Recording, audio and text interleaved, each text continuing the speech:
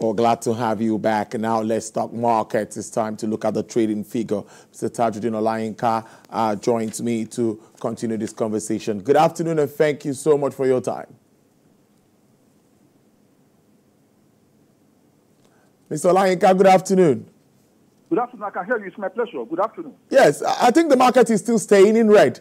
I need your own understanding of these figures, what we have today. Okay, market actually closed in red, but that was at close. If you look at what happened, intraday, you see clearly that the market was a bit positive, just slightly positive, showing an indication of, possible green close. But of course, the nature of the market at this time, you are bound to have it this way. So it was a negative market, and of course, it just confirmed the sustenance of the speculative attack on some of these banking stocks that are actually dragging the market down. So it was a positive market at intraday and a negative market at close, just to show that yes, we are now more in a very speculative market. So which of the sectors would you say is really driving the market at this time?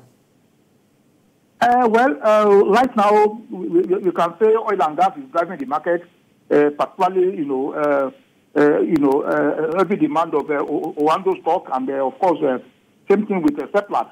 But those ones are just by the way. The stocks that are actually moving the market up and down are actually the banking stocks, because they are in the market to raise money and sell, offer new shares to the public.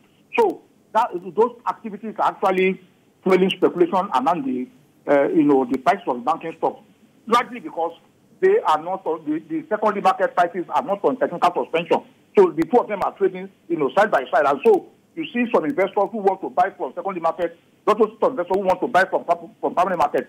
So they try to see which of them is more profitable for them at the moment. So that's why you continue to see speculative attack on banking stocks in the secondary market.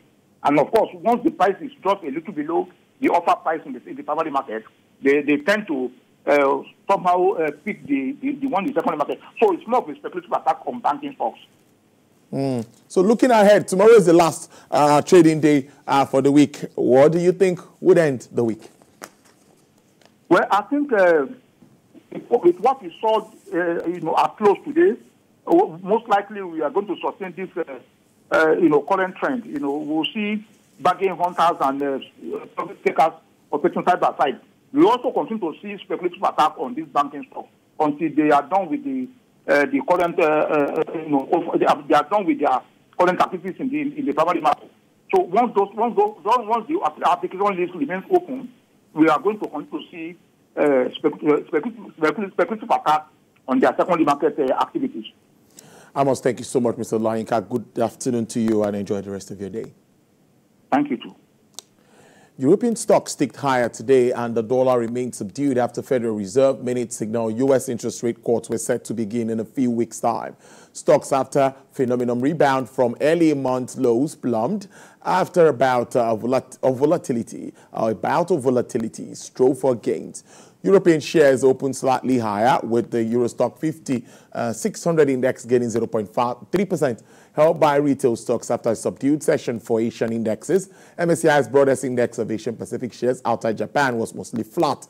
Wall Street futures gauged pointed towards gains of about 0.7%.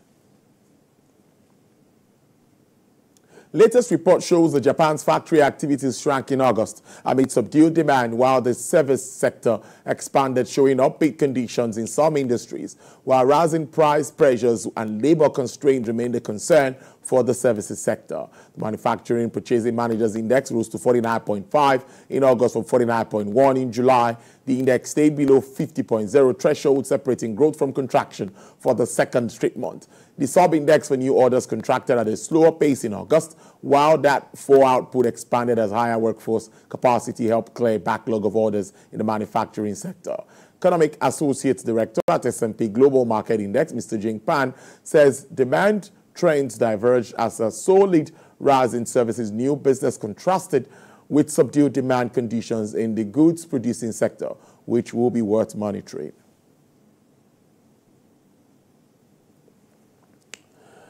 South Korea's central bank kept interest rates unchanged but revealed expectations for an imminent policy easing as growth concerns overshadowed inflation worries. The Bank of Korea held the benchmark interest rate at 3.5% in a unanimous decision, according to the governors Ri Chang-yong. 4 out of the bank's 7 voting members were open to a rate cut in the next 3 months, but the bank needs to examine proper timing for it. With price pressures cooling and recovery grinding to a halt in the second quarter, economists expect the BOK to step back from policy aimed at cooling demand. This could mean cutting interest rates at its next policy meeting.